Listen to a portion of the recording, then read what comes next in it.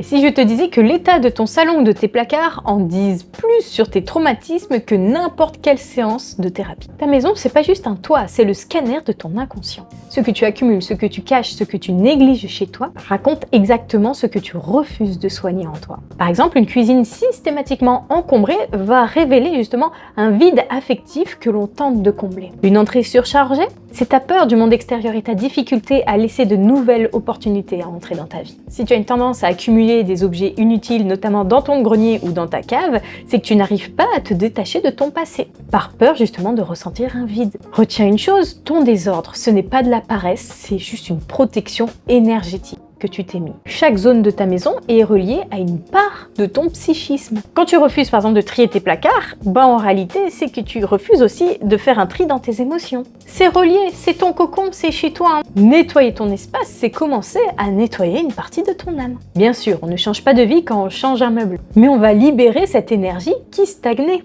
Et je te donne un exercice de libération que tu pourras retrouver en légende.